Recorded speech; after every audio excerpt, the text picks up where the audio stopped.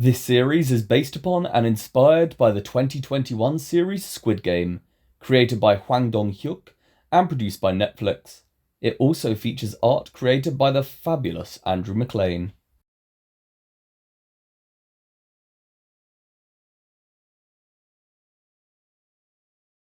Later that afternoon, Mrs. Blue walks into the gallery overlooking the dormitory, in which Mr. Orange and Miss Green are already deep in conversation over drinks at the bar. Miss Green mutters a greeting to Mrs. Blue, who gives a quick nod in return, then takes her seat at the table. As Miss Green and Mr. Orange return to their conversation, Mrs. Blue gets back up from her seat, walks over to the window, and looks out to the surviving players in the dormitory. Mr. Yellow then enters the gallery and wishes a good afternoon to Miss Green and Mr. Orange, who greet him in return. He is about to sit at the table, but upon noticing Mrs. Blue by the window, he goes over to join her, and the pair begin to discuss what they can see before them. Miss Green pours herself a glass of white wine and takes a sip through a straw. She quietly asks Mr. Orange what Mrs. Blue and Mr. Yellow are talking about. However, instead of answering, Mr. Orange gets off his bar stool and exclaims that he knows nothing about any of them. Mr. Yellow darts round, and Mr. Orange elaborates how he does not know their names, their ages, or where they come from. Mrs. Blue promptly responds that they are not allowed to divulge their names or any other personal information. Mr. Orange concurs how he understands the no names rule, but inquires if none of them are the least bit curious to know who is under each of these, which he says as he points to the orange triangle on his mask.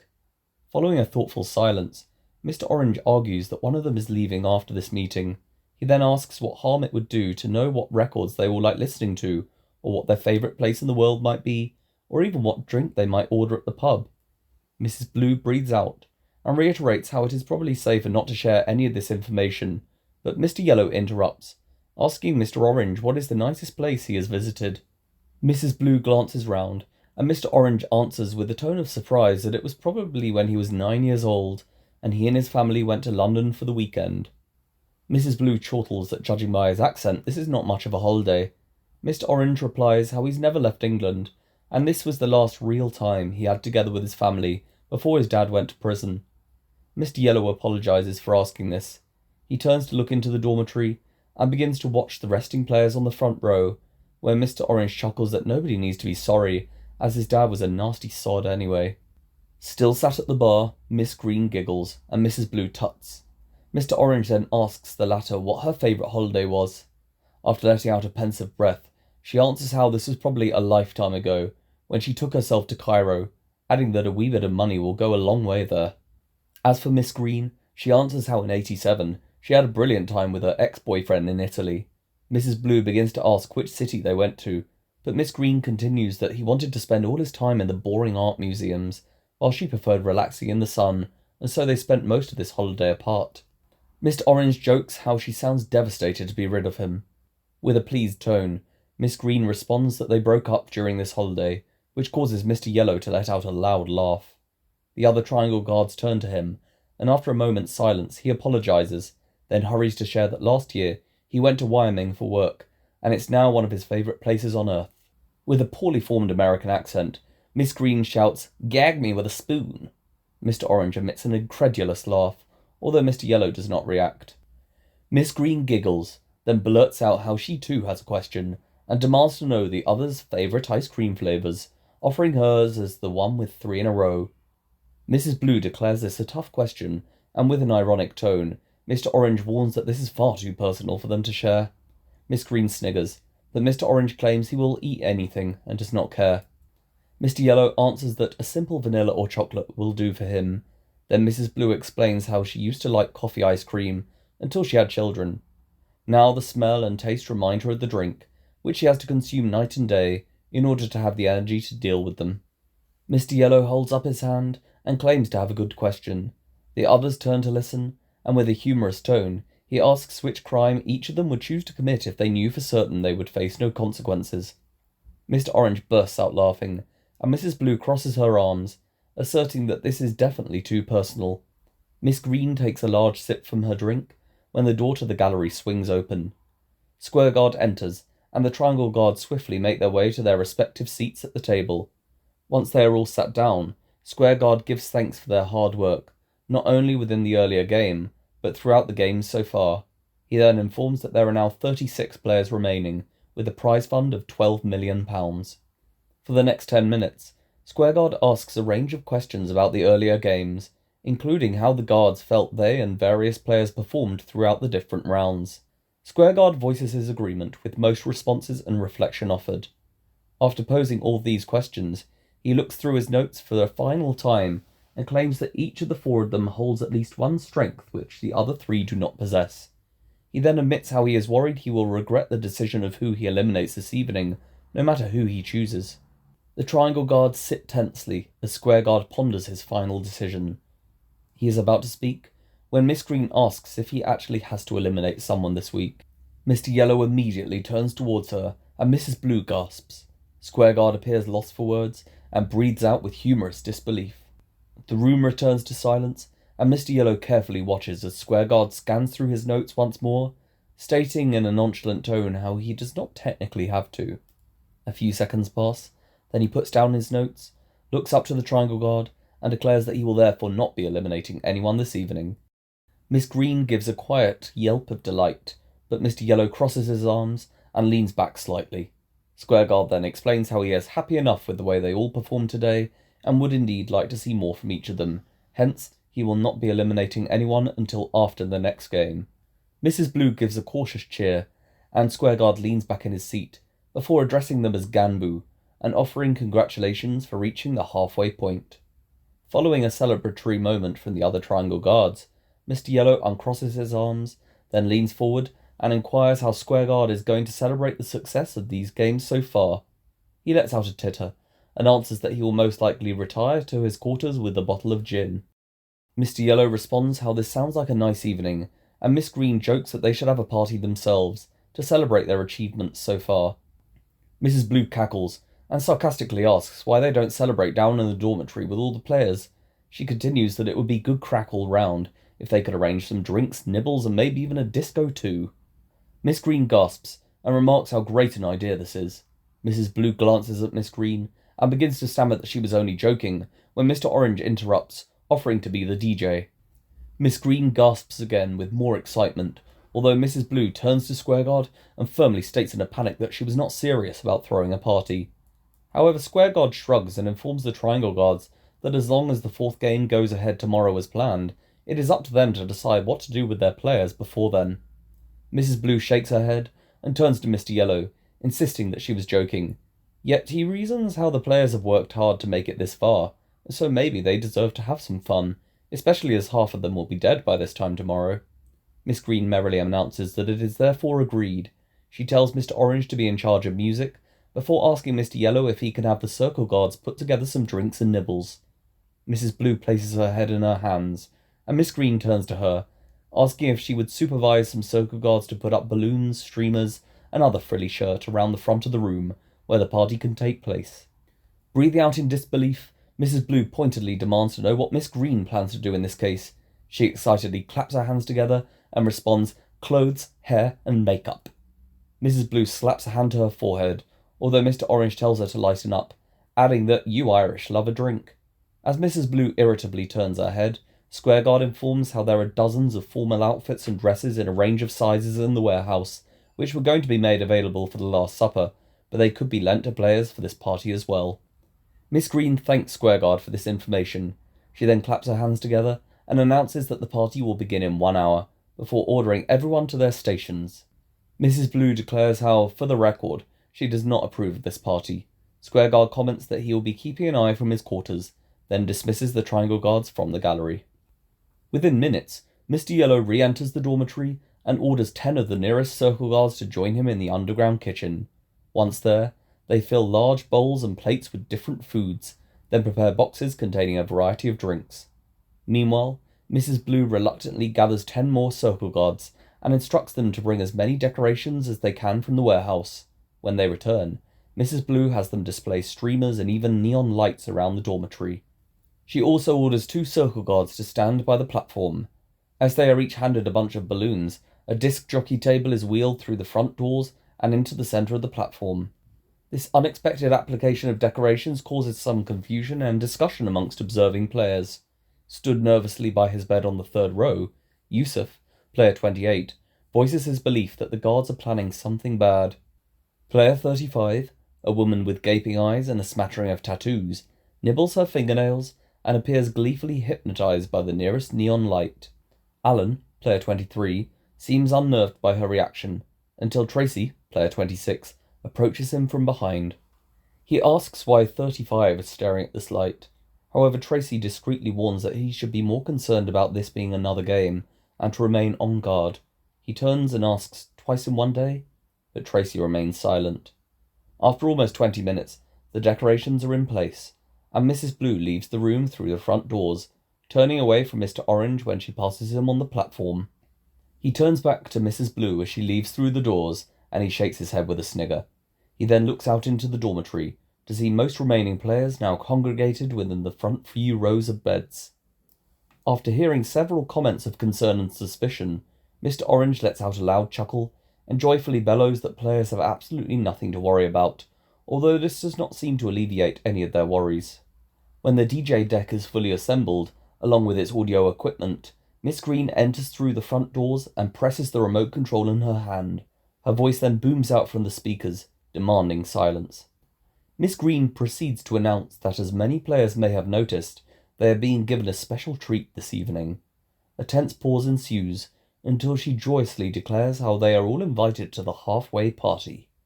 Miss Green merrily lifts her hands into the air.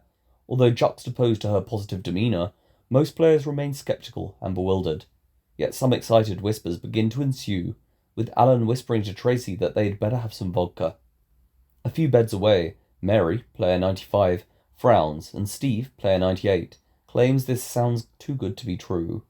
Just behind them, Nicholas, player 173, grins, then glances around to survey the reactions of surrounding players. However, after a few conversations between players, most of them are showing at least some excitement towards this announcement.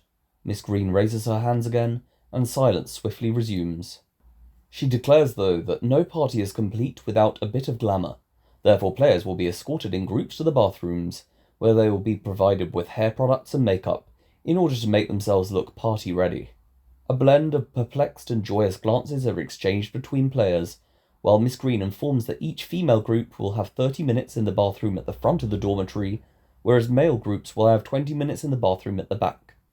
This garners a few quiet groans, but a louder collective laugh from players of both sexes. Miss Green continues that during this time, they will all be presented with a clothing catalogue, which contains a variety of suits, dresses, and formal wear in a range of sizes. Sounds of excitement and intrigue are heard, until Miss Green instructs players to wear clothes which are suitable for dancing. She gestures to Mr. Orange, who puts on a set of headphones over the hood of his jumpsuit and nods from behind the DJ deck. Noticing that a large number of players are still clearly unnerved, Miss Green urges them not to be scared or anxious, as this is an evening for them to let their hair down without being eliminated. Mr. Orange calls out to think of the Christmas football match between our troops and the Nazis in World War I, which Miss Green quickly repeats. Players continue to look at each other, the majority with cautiously optimistic expressions, although they seem to relax to some degree after Miss Green ends her announcement.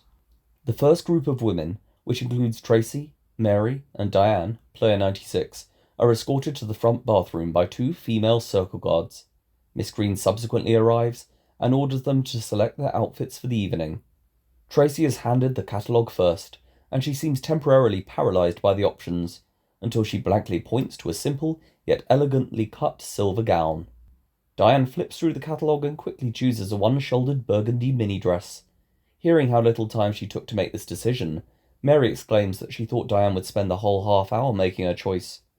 Diane smiles, then strips down to her underwear and takes her towel to the shower, while Mary explains what sort of dress she would like to the circle guard. After nearly 10 minutes, all the requested outfits arrive, complete with matching shoes and jewellery, resulting in an elated gasp from Silver, player 71, who excitedly rips off the outer packaging to her dress. While other players become distracted by her reaction, Tracy looks away and spots the scarlet bracelet peeking out from a pocket of Diane's tracksuits. A range of products and makeup are then laid out on the sinks by the circle guards. While player 16, the mousy young woman with delicate glasses, and Silver examine these products, Tracy creeps past and checks nobody is watching before taking Diane's bracelet and slipping it into the pocket of her own tracksuit.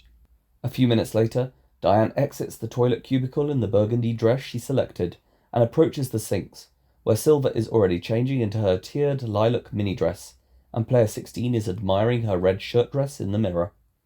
As Player 16 begins to apply foundation to her face, Silver asks how she is feeling about the big day tomorrow. Player 16 looks back to Silver, then shrugs with a hopeless smile. Diane begins to comb her hair, and is almost finished, when she notices Tracy looking at her in the mirror. Still gripping the bracelet in her pocket, Tracy turns away, but Diane asks if she would like some help with her makeup. Tracy cautiously gazes to Diane and lets out a feeble nod. While Diane applies a modest amount of foundation, blood-red lipstick, and dark eyeliner to herself, Tracy proceeds to change into her silver gown. When Diane is ready, she sits next to Tracy and tells her to close her eyes. A few minutes later, Mary is escorted by a guard to a nearby sink and changes into her yellow puff-sleeve dress. Miss Green clicks her fingers and gestures to Mary's short afro hair. The nearest circle guard offers her a wig for the evening, which she almost immediately declines with a frown. However, she accepts this guard's subsequent offer to do her makeup. At another sink, Silver is attempting to straighten her wavy black hair up into a thick mohawk, when Player 53, the middle-aged woman with a blonde quiff and chunky glasses, walks over and asks what she's trying to do. Silver jumps and almost burns a strand of her hair, but proceeds to explain the hairstyle she is going for. Player 53 grabs a tube of wax and offers to help. Silver thankfully nods, and Player 53 jokes that she is not on duty to deal with any third-degree burns this evening. Whilst her hair is moulded into place by Player 53, Silver examines the makeup which Diane is applying to Tracy's previously ashy skin. Addressing Diane as Heather, Silver comments that she has done a brilliant job with this makeup. Diane nods gently in gratitude, and Silver gestures to Tracy, claiming Heather here looks like a movie star. Keeping her eyes closed, Tracy timidly responds that her name is not Heather, but Diane lets out a grin, and continues applying eyeliner to Tracy's lashes. After 15 minutes, all 6 women are just about dressed. Most of their makeup is done to an adequate degree, although some seem dissatisfied with their hair. Miss Green informs that they need to head back to the dormitory, and Diane hurriedly finishes applying maroon lipstick to Tracy's lips. Silver begins to complain how half an hour is not long enough, until Miss Green asks if she ate a brain tumour for breakfast. Silver pauses, and Miss Green responds that if she is not happy, she could be taken to a separate room, in which she can play croquet with explosive balls. Silver slowly lets out a large smile of recognition, and begins to ask if Miss Green saw it last week as well. Yet Miss Green quietly places a hand on her gun. Silver almost falls over in her heels and scurries towards the door, but shouts, "Fork me gently with the chainsaw," as she leaves the bathroom, swiftly followed by players 16 and 53. Despite her amusement, Diane manages to apply a final stroke of eyeliner to Tracy's lashes, then tells her to look in the mirror. Tracy turns to see her reflection, and initially shows no emotion, whilst Diane and Mary seem to wait for a reaction. However, Tracy's mouth gradually opens, and she breathes out a smile of shock as she observes her newly painted face in the mirror. Diane allows a gentle smile to form on her face, and Tracy grasps the mirror, asking how she did this.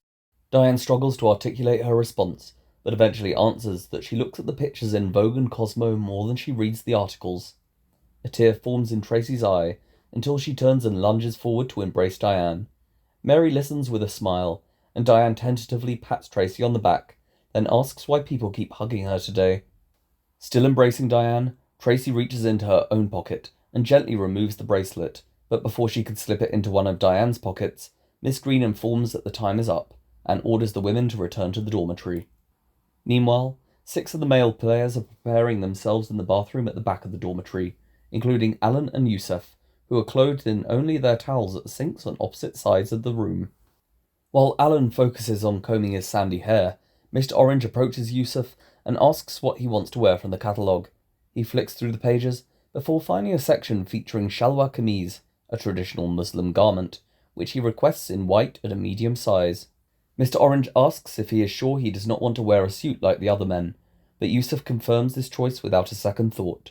Mr. Orange walks away, and once he is out of earshot, Alan warns Yusuf how white is never a good colour to wear at a party, because it shows up food stains and spilt drinks. Yusuf shrugs, and player 56, a young man with dark skin and big brown eyes, comes over from the showers in a towel. He shoots a piercing look to Alan, then moves away to the sink next to Richard, player 14, who is using an electric trimmer to cut the drooping hair from his head. Mr. Orange goes round to the other men and collects their clothing choices before heading to the door. However, Yusuf calls to him at the final moment and asks to change his garment colour to black.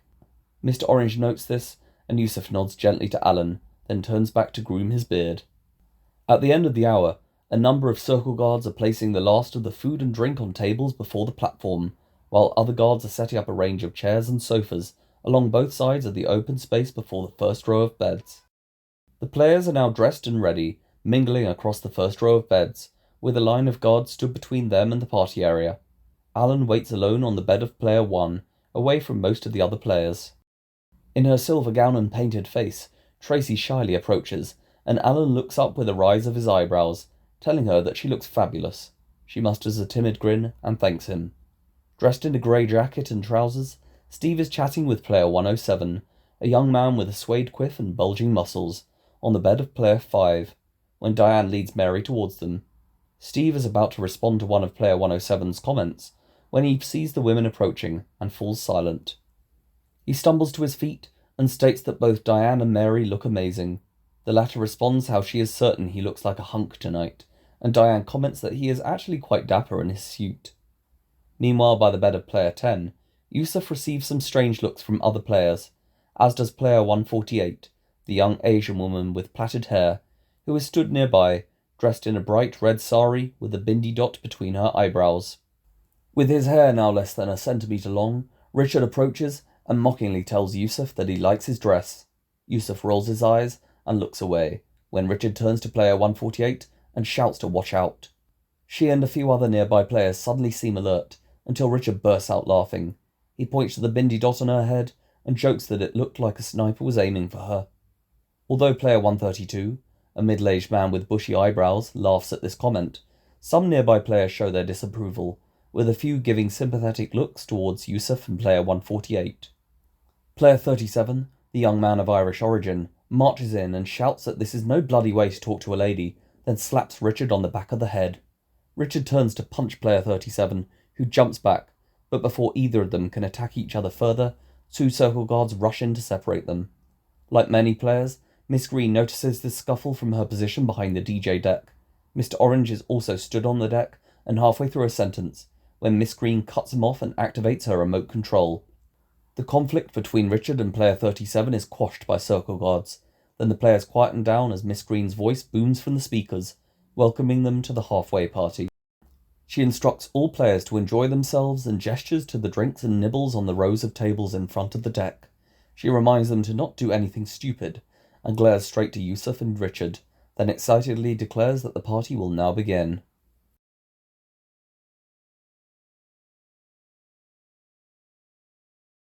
The row of circle guards step back from in front of the beds, and the players enter the party space. The majority head straight to the food and drinks tables, with most looking pleased, although some still seem uneasy. On the DJ deck, Mr. Orange puts the first vinyl record on the turntable, Ain't Nothing Going On But the Rent, by Gwen Guthrie. The speakers around the dormitory blast out the shrill opening lyric, Bill collector's at my door, and a groan follows from some players, scattered with a few ironic laughs. Player 53, the middle-aged woman with the blonde quiff and chunky glasses, shouts very funny to the nearest guards. She then grumbles how they knew she was evicted from her flat last week. Most players begin to take food or order drinks from the guards at the tables, although player 189, the young woman with long ginger curls, takes the hand of player 197, the young man with bleached blonde hair, and holds him close as they start to dance. Guards behind the tables proceed to serve the first round of drinks, and Yusuf approaches player 37, the young man of Irish origin, at a table containing barrels of beer. After collecting a newly poured pint from the guard, he turns round to see Yusuf, who gives thanks for his earlier support. Player 37 smiles and tells Yusuf not to worry, then introduces himself as Colin.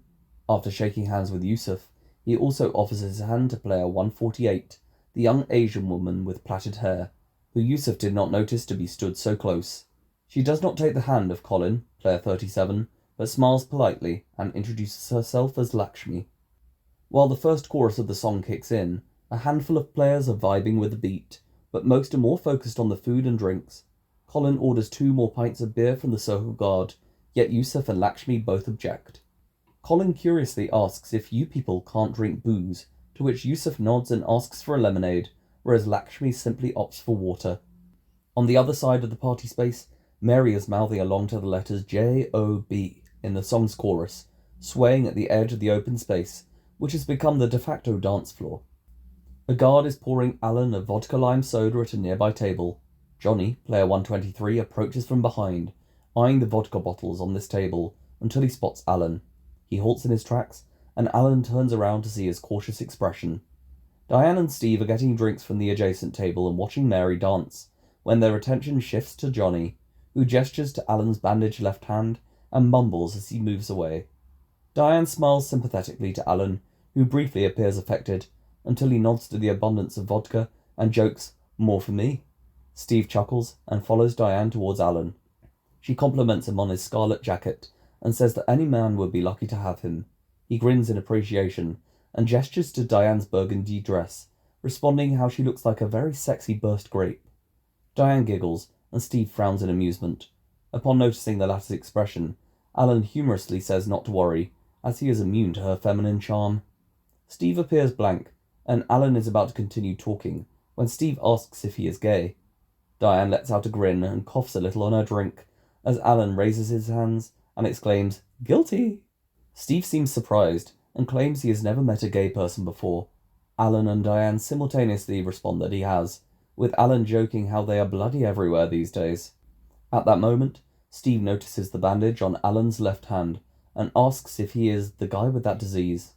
Diane looks uneasily to Steve and Alan nods, but immediately reassures that it cannot be transferred through the air or even by skin. Steve looks pensive for a moment, yet gradually begins to nod, and puts out a hand to introduce himself.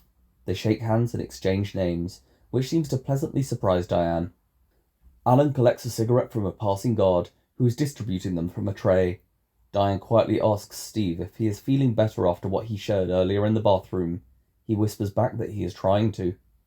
With the high-pitched tones concluding the song, Mary calls out for Steve from the edge of the dance floor, and he goes over to guide her back. The tune comes to an end, and the opening drum beat of Shattered Dreams by Johnny Hates Jazz surges through. Mary whispers with a hint of annoyance that these songs are starting to feel a bit targeted. Steve grins nervously, and after gesturing to the surrounding events, comments how it is kind of fitting. Following some discreet discussion about several nearby players, Mary asks Alan if there are any others left on his row. He looks round and identifies Tracy, standing rigidly and helping herself to an abundance of crisps from one of the further tables. Diane shares that she did her makeup earlier. Alan informs how Tracy is nice, although she usually sticks to herself. As Steve glances over, Diane says she is very crafty, and Alan nods, advising that it would be a bad idea to cross her. He then signals to Yusuf, who is still talking to Colin by the beer table, and says he's the only other one left. Steve interrupts that this is the toffer who went for him earlier. Diane gasps and points to the bruise on Steve's face, then towards Yusuf, and asks if that Asian guy did this. Steve gives a stern nod and glares towards Yusuf. He asks what Alan thinks of him, and after some thought, Alan responds how he's a mixed bag. Meanwhile, Yusuf is sat on a large red sofa on the other side of the party space with a glass full of red wine. While the second verse of the tune picks up into the chorus, he takes a sip and leans back, exhaling deeply, until a guard walks past with a tray of cigarettes. Nicholas stops him and asks if they have any cigars. The guard hesitates for a few seconds, but eventually shakes his head and walks on. Nicholas grimaces and remains on the sofa, observing player 104, an older woman with greying eyes and bright orange glasses, dancing merrily by herself at the edge of the dance floor with a glass of champagne. He lets out a steady smile as she unsuccessfully attempts to remember the song's lyrics. Nicholas is startled when Jeff, player 171, suddenly sits down next to him, but he greets Jeff as Geezer. Jeff gulps some of his cider, then points to the screen, which displays the count of 36 players remaining.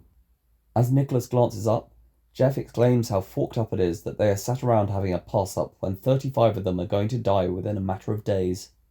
Nicholas casually asks if Jeff's not in the mood for celebrating. Jeff chins the rest of his pint and asks how Nicholas can relax with a drink when he watched Diane die just a few hours ago. Nicholas lets out a deep breath and exclaims that there was nothing he could do to help her once she was in the hands of that one. He gestures across the dance floor to Charlie, player 191, who is sat on a blue sofa and becoming intimate with player 141, an attractive young woman with dark, crimped hair. As the tune reaches its final bars, Miss Green looks out from the DJ deck and asks Mr. Orange to put on a less depressing song, but he sniggers and grabs the vinyl disc for Living in a Box by Living in a Box. Miss Green then flicks through the large collection of discs. Mr. Orange begins to explain that he already has a playlist when he hears player 132, a middle-aged man with bushy eyebrows, and player 138, an overgrown middle-aged man, stood just a few meters to the side of the deck, making lewd comments about Miss Green's figure in her jumpsuit. As Miss Green leans over to inspect the records, player 132 swigs from his glass of port and chuckles that he would definitely see to her if her face were as nice as her body. Only at this point does Miss Green hear what player 132 is saying. She sighs, but Mr. Orange grabs his gun and jumps off the deck towards player 132. The end of Shattered Dreams fades into silence, and Miss Green gasps as Mr. Orange turns off the safety to his gun and orders player 132 to repeat what he just said. He backs away into the wall, accidentally spilling some port onto his trousers.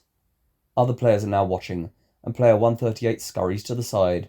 Player 132 gasps at this spillage and looks up when Mr. Orange thrusts the gun into his groin. Player 132 winces in pain and glares down at the gun. Then Mr. Orange calls him a repulsive little coward. Player 132 pounces in desperation and shakes his head, but Mr. Orange moves closer to his face and brings up the gun beneath his jaw.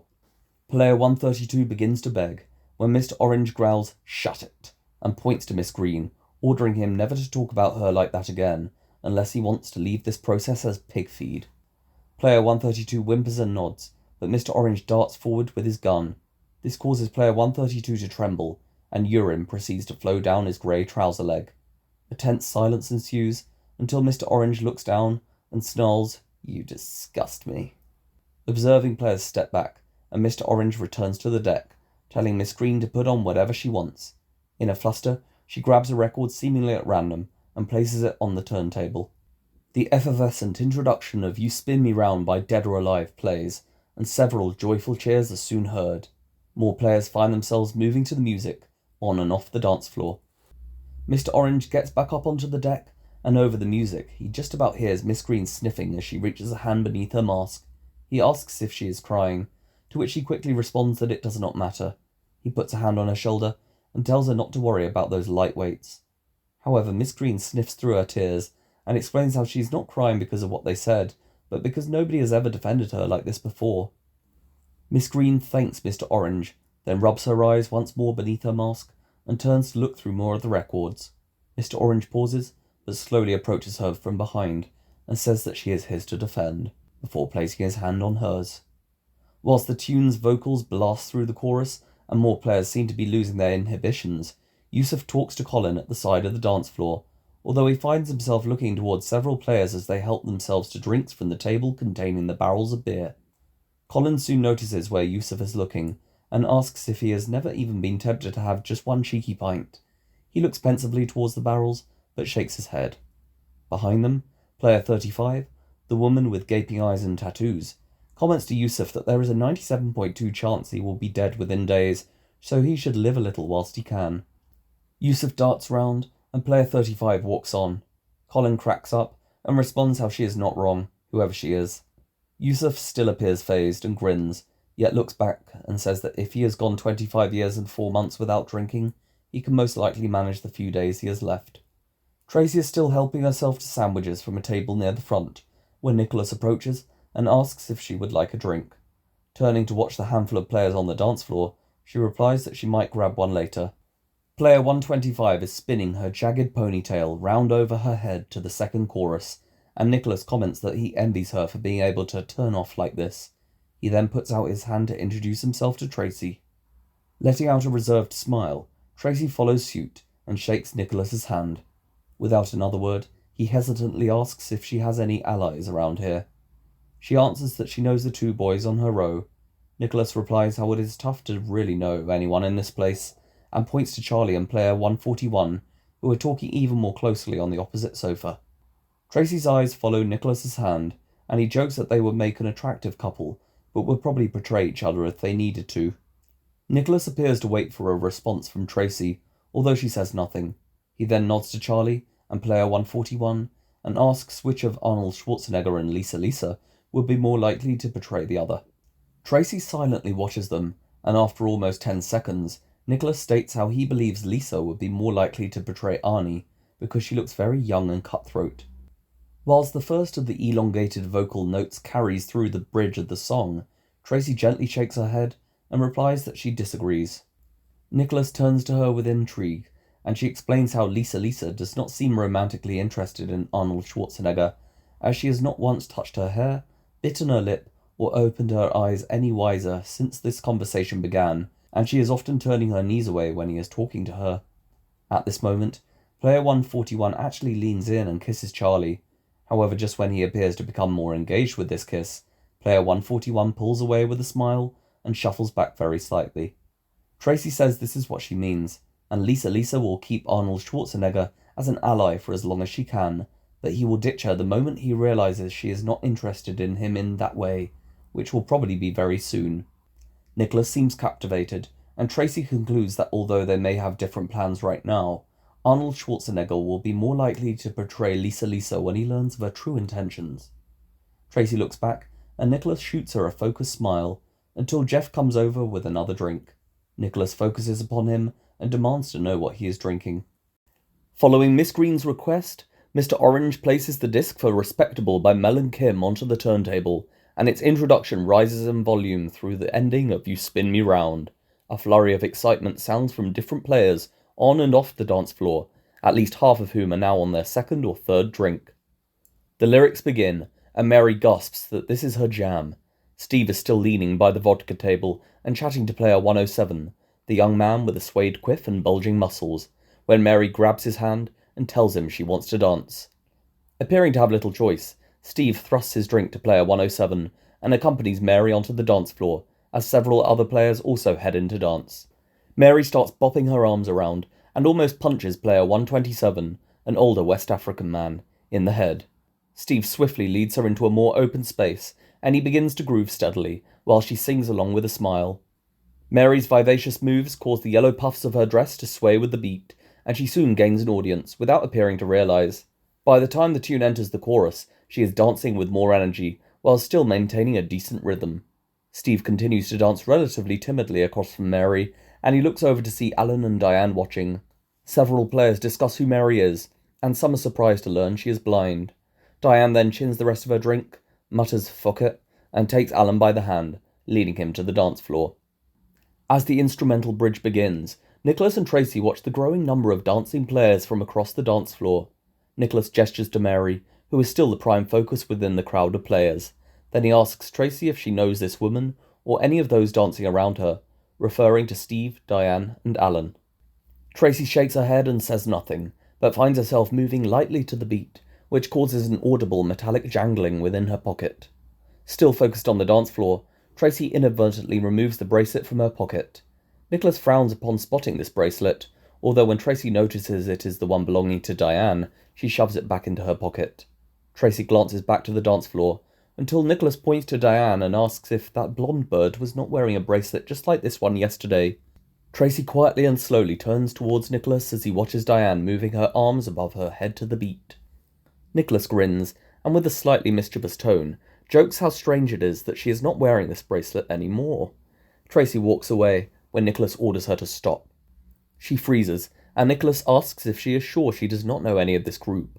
With a dazed expression, she turns back and glares into Nicholas's expectant eyes, until she reluctantly informs how she was in a game with both the girls. Nicholas lets out the smallest of grins, and Tracy flippantly adds that these girls work together to help each other. Still in control of his grin, Nicholas gestures to Tracy's pocket and assures how if she wants to cooperate with him in the next game, then he is sure he can keep her secret. Tracy stares uneasily to Nicholas, but after a brief moment of silence, he looks back to the sofa, to see a guard leaning over his nearly empty wine glass. Nicholas demands to know what the guard is doing. He jumps and answers that he was going to remove the empty glasses. Nicholas approaches the table and huffs that his glass still contains a decent gulp. As the guard backs away, Nicholas declares, "Waste not, want not," and asks if he's not learned anything from the past few days. Tracy watches Nicholas pick up his glass and down the remaining wine. He turns back to Tracy and asks what she's having next, although she objects that she does not want to drink. Nicholas orders her to have some fun, to which she insists once again that she wants to keep a clear head. Yet Nicholas exhales, then looks knowingly towards her pocket, and raises his eyebrows as he looks up into her eyes. With the final chorus of Respectable winding down, Tracy exhales with unwilling acceptance, and Nicholas leads her to the wine table. The rhythm blends into the introduction of Labour of Love by Hue and Cry, and Alan strolls off to one of the tables. He orders another vodka lime soda, and looks over to the left side of the dance floor, to see Tracy and Nicholas heading to a large red sofa with glasses of red wine. Alan meanders towards them, through the other groups of players, many of whom have also decided to grab another drink. Tracy seems relieved when she notices him approaching. Alan walks in, and jokes that he thought of Tracy as more of a white wine girl. She smiles gingerly as he introduces himself to Nicholas. After discreetly eyeing Alan's bandaged hand, Nicholas gives his own name in return, before gesturing to the empty space on the sofa next to Tracy. Alan sits here, and takes a large sip of his drink, then spots Diane by the Prosecco table, and gestures to her to come over with Mary. The pair each collect a glass of Prosecco, and Diane leads the way. Once they are close enough to the sofa, Mary exclaims that she has not danced like this in years, to which Alan merrily retorts, "Slay, bitch." Nicholas appears confused by this exchange, but asks Mary if she needs help sitting down. She politely declines, and Alan gives up his space for her, then clumsily wheels over a nearby blue sofa, upon which he and Diane choose to sit. As Nicholas introduces himself to the women, Diane takes a larger gulp of Prosecco and interrupts that she remembers him from yesterday. Nicholas turns and visually examines Diane. Then she asks what happened to the curly girl he was with. With amusement, Mary and Alan both mutter the curly girl. Nicholas looks unsure of how to respond, and an awkward silence follows, until Diane presumes aloud that she was eliminated earlier today. Nicholas confirms this with a woeful nod, and explains how she became trapped at the last minute, and did not quite make it through the last round. As Tracy turns to Nicholas with a thoughtful side-eye, Yusuf walks in and nods civilly to the group. Alan asks how Yusuf is, to which he responds all fine and dandy, despite descending even further into madness. Mary grins, and Yusuf looks towards Tracy, but she is now being whispered to by Nicholas. Yusuf introduces himself to Diane, who gives a cautious smile, and Mary, who greets him with the word, "Alright?" He sits next to Diane on the blue sofa, and sips his lemonade as she eyes his clothing. Another guard arrives with the tray of cigarettes, 2 of which are taken and lit by Diane and Alan. The group continue to converse amongst themselves for a minute, until Steve marches over from his conversation with player 107. The song enters its bridge, and Yusuf looks up with alarm. Steve forcefully states that he is not welcome here with them. Yusuf springs up from the sofa, shouting how he can sit wherever he wants, but Steve shouts that he tried to kill him and to fuck off. Steve storms towards Yusuf with a determined scowl, and many players watch Mr. Yellow and several circle guards run in to quash this conflict. Yet Alan is already rushing to place himself between Steve and Yusuf, who are now within swiping distance of each other. Yusuf yells that Steve pulled his beard and for him to get fucked. They launch fists at each other, and Alan tries to push Yusuf away, when Mary jumps up from the red sofa and loudly orders them to stop. Several nearby players watch as the armed guards reach this fight and separate Steve and Yusuf. Steve shouts that Yusuf tried to kill him, but Mary says this is enough. Mr. Yellow watches from nearby as Mary reasons how they have all had to fight in order to reach this point, especially in the last game. She coughs, then claims they should be grateful to even be alive. Most observing players soon lose interest, returning to drinking, chatting, or dancing. Diane nods in agreement and claims to be in no mood for drama this evening. Yusuf places himself on the blue sofa, and Mary asks Steve to help her back to the red sofa. Yusuf warily eyes Steve, until Alan slips and falls sideways onto the blue sofa. Yusuf tries to hide his laughter, and Alan takes a puff from his cigarette, then loudly requests that he and Steve please agree to stop fighting. Diane holds out her drink and enthusiastically declares, "Hear, hear," which causes Alan to laugh and cough out a flurry of smoke.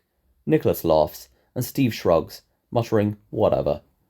With a thoughtful gaze, Nicholas ponders how this is truly an experience like no other, when Diane interrupts, asking Yusuf who he is, what he does for a living, and what the big dream is. The others present look to Yusuf, who appears surprised by this string of questions, although Diane tipsily awaits answers. He gathers his thoughts and responds that he is 25, from Bradford, and between jobs. He says the final part with a knowing grin, and declares how the big dream is to get out of here in one piece. Diane immediately asks Yusuf what he would do after getting out, and he once again seems taken aback. However, after a pause, he answers that if he does survive, he would love to work on some new games for the web. This response is met with a mixture of reactions, and Diane inquires if you can actually play games on that. Before Yusuf can respond, Alan demands to know, mid-smoke, if you can play Double Dragon on the web. In a fluster, Yusuf replies that he does not think so, but he does enjoy Double Dragon. Alan excitedly nods, and suggests they meet up and play it together once they are out of here. Yusuf smiles and gives a tentative smile, but an uncomfortable silence follows when most of the gathered players realise the impossibility of this event. Mary then comments how she still has no fucking idea what they are talking about. Yusuf starts to explain, but Steve cuts in that this web thing seems like a place for dweebs, and judging by this conversation, he would rather avoid it. Yusuf frowns at Steve and informs how a lot more will be possible on the World Wide Web than just playing games, such as keeping up with current events, for example. Steve fires back that this is what a television is for, and they have 4 channels, as well as newspapers and radio stations. Alan glances to Yusuf, who rapidly thinks and responds how in the future, the web could also be used to buy things in and out of your local area. But Steve grins and answers that this is what shops are for. Nicholas seems captivated by this exchange, and Yusuf appears to resist the urge to roll his eyes, before exclaiming how it can also be used for having conversations with other people. Yet Steve chuckles that this is what a pub is for. Mary slowly nods with a sniff, and Nicholas shares how he heard the web is going out of fashion anyway. Steve nods and comments that he would much rather have a good old chat with mates over a pint, instead of sitting in front of a screen all day long. Nicholas raises his glass and declares cheers to that, which is joined by Steve and Mary. However, Alan responds that it sounds like there are at least some advantages to the web, and Diane asks if you can buy clothes on it. Yusuf responds that he is not sure if people can right now, although it might be possible in the future. Diane looks to him curiously, and Steve jokes how she could just go to a shop like a normal person. The tune begins to fade, and Steve comments that this World Wide Web will probably fork the human race up even further. The musical rhythm morphs into the mounting introduction of The Pleasure Principle by Janet Jackson, and Mary gasps, then chins some more Prosecco and points to the dance floor, declaring that she needs a dance partner. She turns to Steve, but he gives an exhausted rise of the eyebrows, and claims he needs to rest for a minute. He asks how Mary still has the energy, but she smiles, points to him, and sings along with the first line, "You might think I'm crazy, but I'm serious." This amuses a few players, including Steve, who gives her a lazy smile, and promises he will try to be on his feet by the second verse. Mary answers, "Deal," then shares how as much as she enjoyed going to see Janet Jackson a few years ago, the most fun she ever had was at a Grace Jones concert. As she goes into more detail, Alan turns to Diane on the sofa next to him and pretends to clobber her. Although Steve frowns in confusion, Diane laughs at the reference Alan is making. Whilst Mary continues, Diane swigs her Prosecco, then interrupts how she could think of nothing worse than going to a concert and dealing with a sweaty mass of people screaming all around you. However, Mary retorts that this is all part of the experience, and there's nothing better than the atmosphere. The group seems split in their opinions, and Diane jokingly shakes her head, replying, "Rather you than me," before seeing off the rest of her glass. Nicholas looks between Mary and Diane during this conversation. He then turns to Steve and quietly inquires how long Mary has been blind. Steve seems unsure and looks quizzically to Mary, who is listening to Yusuf joke about Milli Vanilli's live performance the previous year. Yusuf is mid-sentence, where Mary turns to Nicholas and curtly states that he could ask her himself. Diane chortles, and Nicholas darts his gaze to her. Diane turns away, still trying to contain her laughter at Nicholas's disgruntled expression. However, his smile swiftly returns, and he apologizes to Mary, then asks how long she has been blind. Over the sound of the elongated vocal notes in the first chorus, Mary answers how it happened about a year and a half ago, when she was in the army. Yusuf looks astonished, and Mary mentions that there was only one other woman in her company, although this did not stop either of them from keeping up with the lads. She adds with a snigger how they were the ones more likely to complain about being cold. Alan chuckles, but Mary's expression slowly becomes serious. She informs that her company were being transported on a bus back to their base near Omagh in Northern Ireland, and because it was the middle of the night, most of them were either shattered or already asleep. Mary slows down, takes a breath, and recounts that she was starting to fall asleep herself when there was a loud crash and blast of air. The only thing she could remember after this was the pain of being launched through the side of the bus. The bridge of the tune reaches its climax, and the others in the group listen intently. Mary laments that it could have been a minute or an hour later, but the next thing she remembers was the sound of screams and shouts coming from behind when she woke up further down the road. Mary inhales nervously and says it was this moment when she realized they had been targeted by a bomb. Nicholas asks, "Provo's?" To which she responds, "Think so." Mary's voice shakes as she recounts how she had such a cracking pain across her eyes and forehead. She stares ahead for a few seconds, then says that everything was dark, which she initially thought was because it was night time. She recalls how she turned round and felt the inferno from the burning bus against her face and hands, but she was unable to see it before her. A tear forms in her eye, and Steve puts his arm round her. Mary inhales, seemingly trying to hold back emotion. She apologizes that she hasn't thought about this in a while, although Alan tells her not to be sorry, and the others present quickly echo the sentiment. She sniffs, and a tear streams down her cheek. Then she thanks Alan and jokes that Diane should not have chosen Prosecco for them, as this is what it does to her. A few others laugh, and Diane emits a thoughtful grin. Mary recalls how she woke up in a hospital some time later. It was then she was told that due to severe blunt trauma sustained to her eyes and face during the explosion, she would likely lose the sight in her right eye.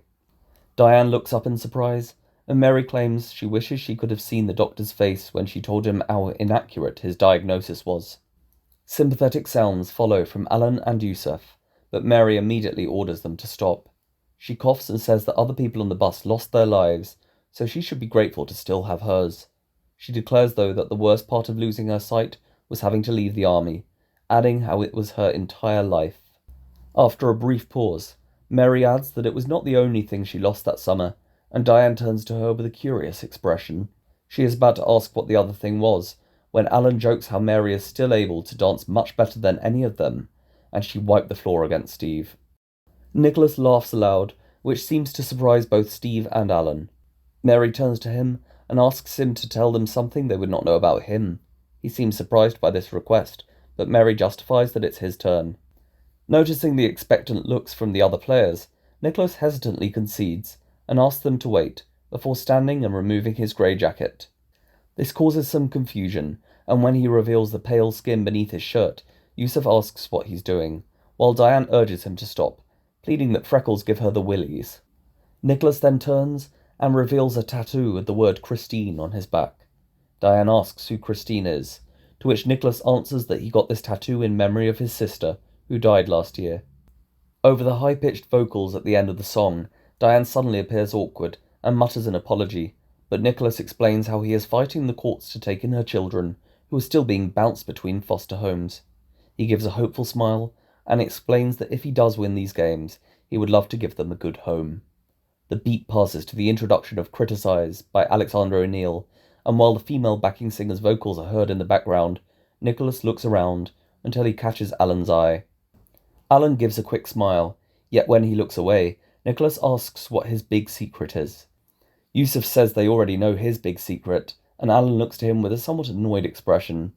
Yusuf hesitantly apologizes, but Alan sniggers and asks if they want to know a better secret. A few affirmative answers are given, and Alan grins, before sharing that he lost his virginity in a chip shop. A wave of laughter erupts, with Diane spitting out her drink, which causes player 161, a middle-aged man with empty eyes, to glance over in alarm from across the dance floor.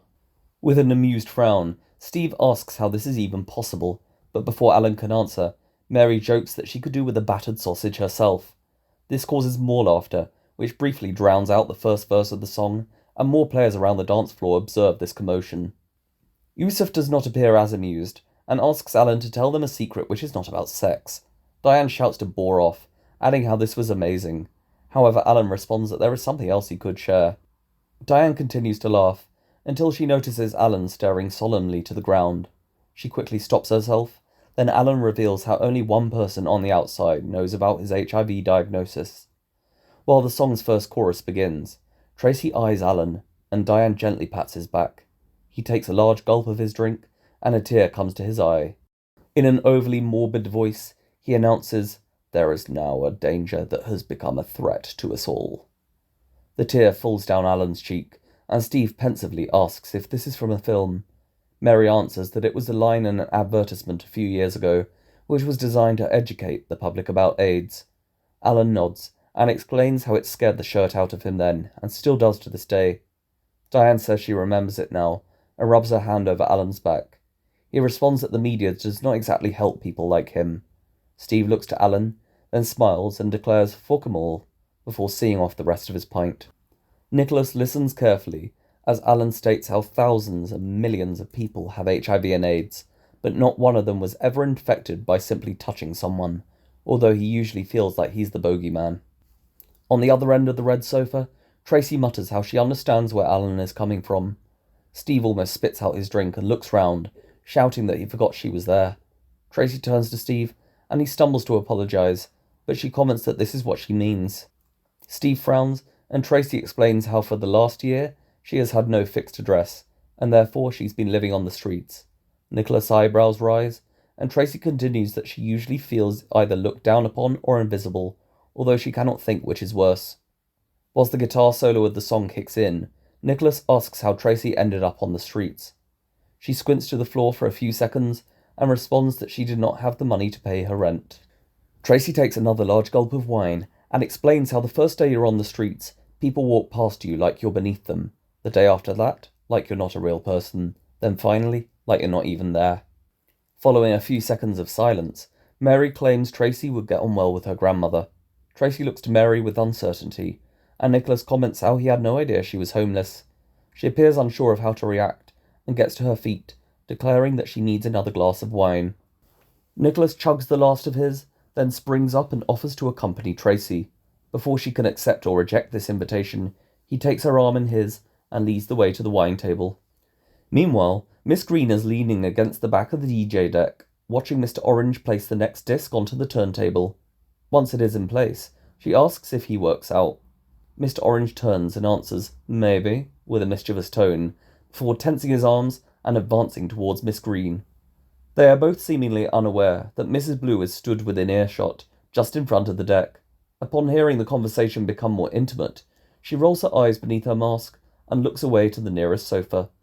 She watches for a while as Player 87, a middle-aged woman with unbalanced eyes, drunkenly attempts to convince Player 16, the mousy young woman, to have a go with Player 56, the young man with dark skin and big brown eyes.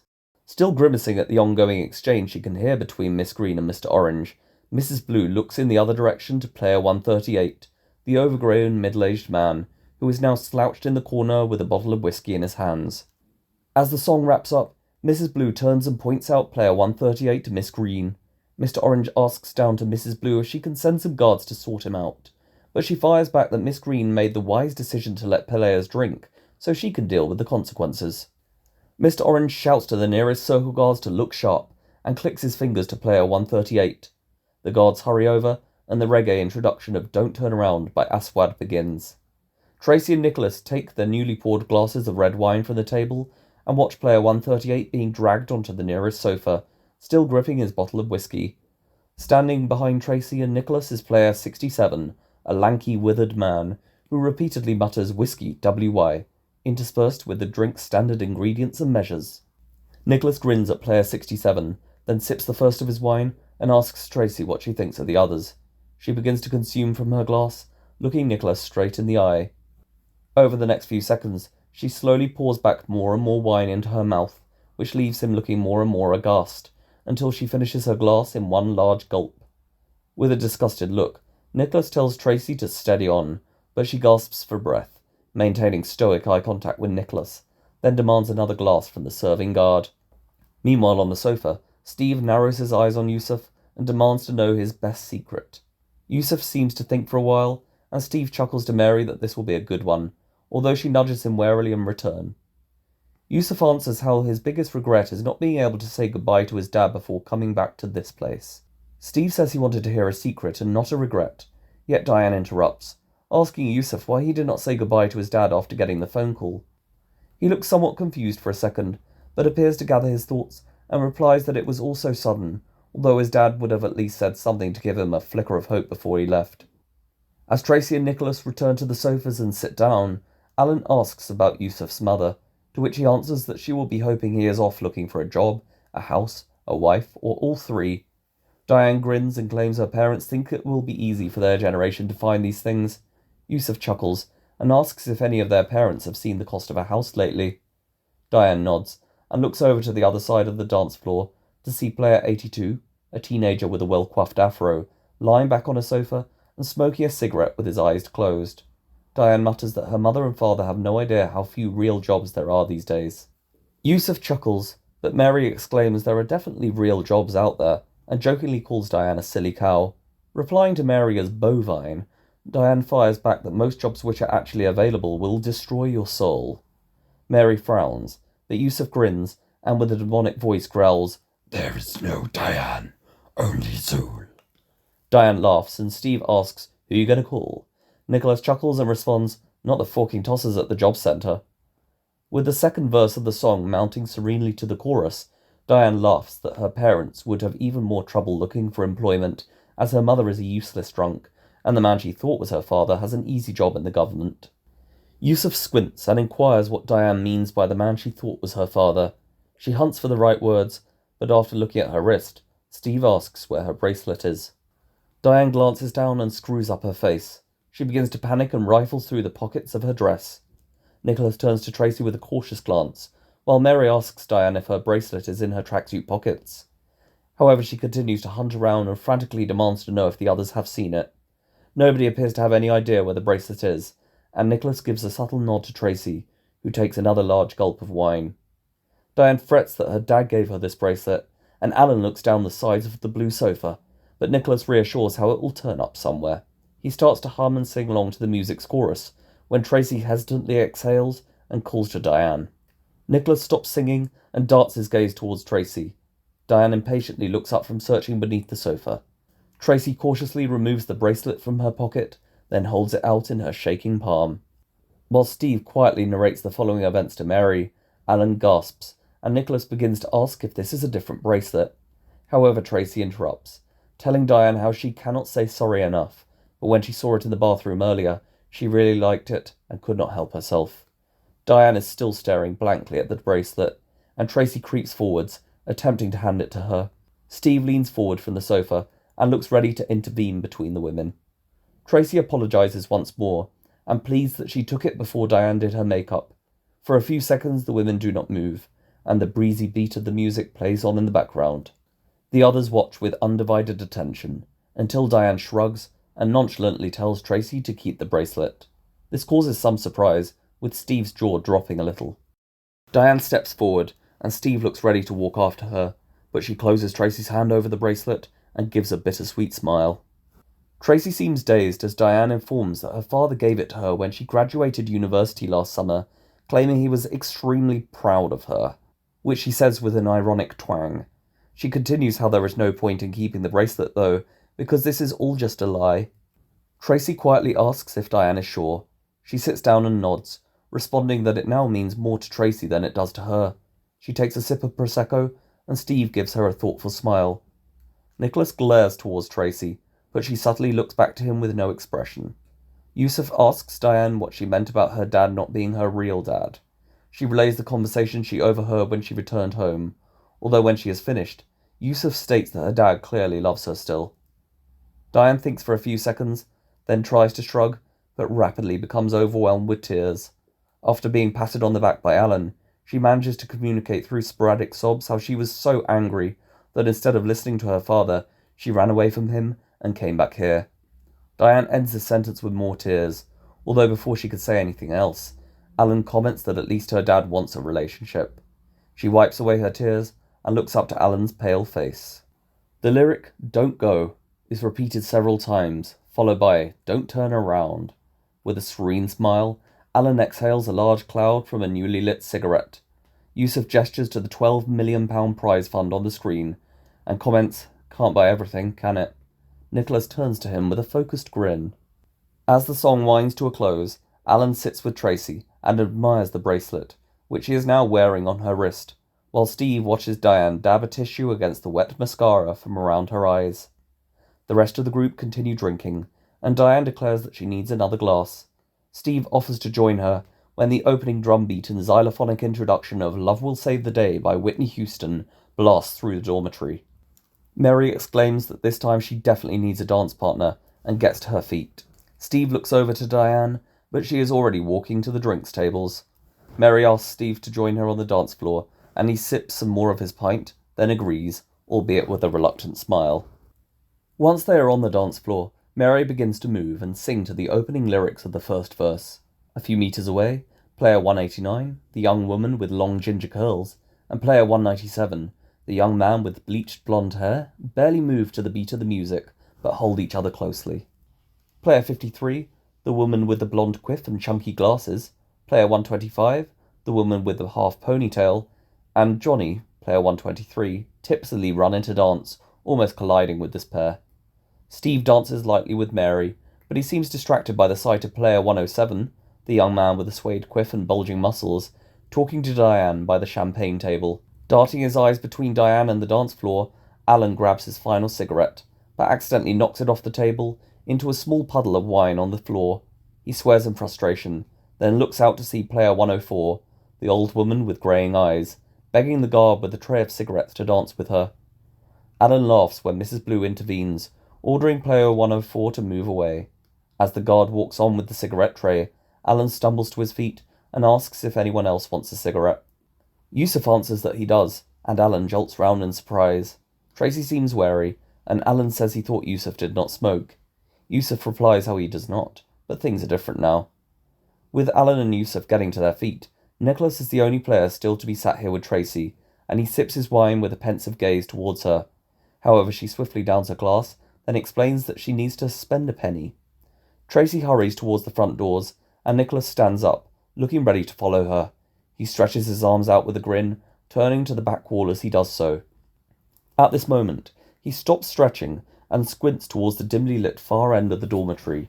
He is able to see the silhouette of a figure in a suit, holding open a door on the back wall for another figure in a dress, then walking through this door after them. The door on the back wall closes, and Nicholas slowly cracks his knuckles. He looks back to the front doors, through which Tracy just hurried, yet after a brief moment of thought, he turns and heads towards the back wall. Without realizing, he walks straight past player 35, the woman with gaping eyes and tattoos, who for the last half hour has been lying across a green sofa with a bottle of gin just a few meters away.